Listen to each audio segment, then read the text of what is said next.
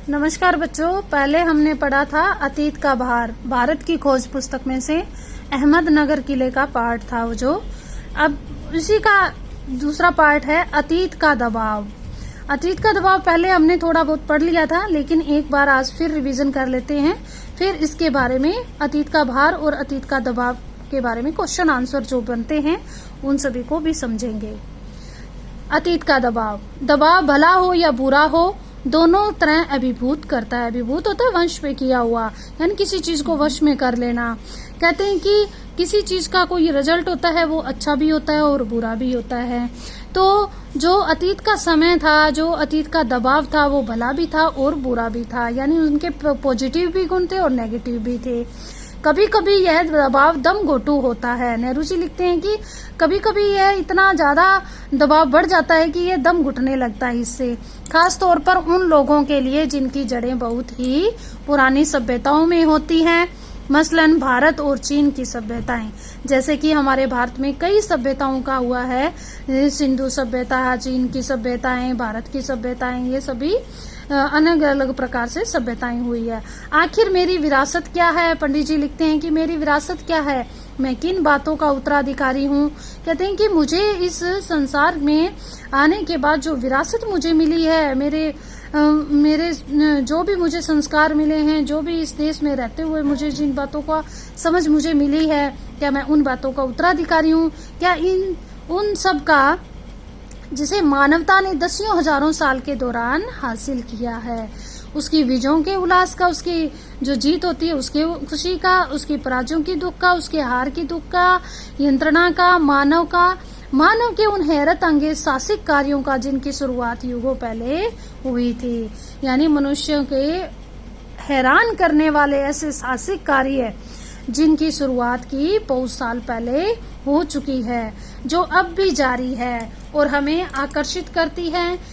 मैं इन सब का वारिस हूँ, साथ ही उस सब का भी जिसमें पूरी मानव जाति की भी साझेदारी है, यानी इसमें सभी का योगदान है।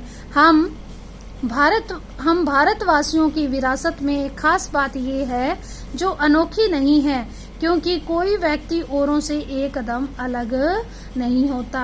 नेहरू जी लिखते हैं कि हम भारतवासियों में, हम भारत के लोगों में एक बात कॉमन है कि हम सभी को अपना समझते हैं और भारत की विविधता होते भी एकता पाई जाती है। यहाँ अलग अलग धर्म के लोग, अलग अलग वो भाषा बोली के लोग सभी एक होते हैं, यहाँ रहते हैं, लेकिन इन सब के अलग अलग होते हुए भी हम सब एक हैं। अलबत्ता एक बात हम लोगों पर विशेष रूप से लागू होती है। कहते हैं एक मुख्य रूप से लागू होती है। कौन सी बात? कहते हैं हम अनेकता में एकता हमारे अंदर विद्यमान है। हम विविधता होते हुए भी एक होते हैं, जो हमारे रक्त, मांस और अस्थियों में समाई हुई है। जो संस्कार हमें अपने पूर्वजों से मिले हैं वो हमारे रक्त, मांस और अस्थियों में समा गए हैं। इसी विशेषता से हमारा वर्तमान रूप बना है और हमारा भावी रूप भी बनेगा। इसी विशिष्ट विरासत का विचार वर्तमान पर इसे लागू करने की एक बात लंबे अरसे से नेहरू जी के मन में घर किए हुए थी। कहते हैं कि मैं अतीत और वर्तमान के बारे में दोनों में समझ बना के जो भी चीजें मैं लिखूंगा उन सब की बातों में मेरे दिल और दिमाग में घर की हुई है। मैं इसी के बारे में लिखना चाहता हूँ। विषय की कठिनाई और जटिलता मुझे भयभीत करती है। मुझे लगता है कि मैं स्थायी तौर पर इसका स्पर्श ही कर सकता हूँ, कि मुझे ये लगता है कि मैं इसे छू ही सकता हूँ। ये आपका अतीत का दबाव और अतीत का भार पार्ट कंप्लीट हुआ अहमदनगर किले से।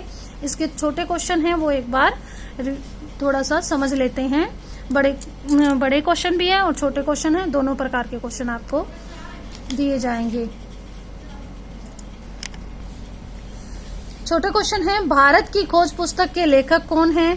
उत्तर है पंडित जवाहरलाल नेहरू। सेकंड क्वेश्चन है, नेहरू जी जब अहमदनगर के किले में बंदी के रूप में आए तो कौन सा पक्ष आरंभ हुआ था? तो शुक्ल पक्ष हुआ था। थर्ड क्वेश्चन है, नेहरू जी अहमदनगर के किले में क्या काम करते थे? तो उत्तर है बागवानी का काम करते थे। फोर्थ क्वेश्चन है, अहमदनगर के किले के साथ किस सुंदर महिला के साहस की कहानी जुड़ी हुई है? चांद बीबी के। 5th क्वेश्चन है, अहमदनगर के किले में बंदी के रूप में आने तक नेहरू जी कितनी बार यात्राएं कर चुके थे? 9 बार। कारावास के दौरान नेहरू जी का स्थायी सहचर मित्र कौन था? चांद बीबी थी, चांद थी, सॉरी चांद।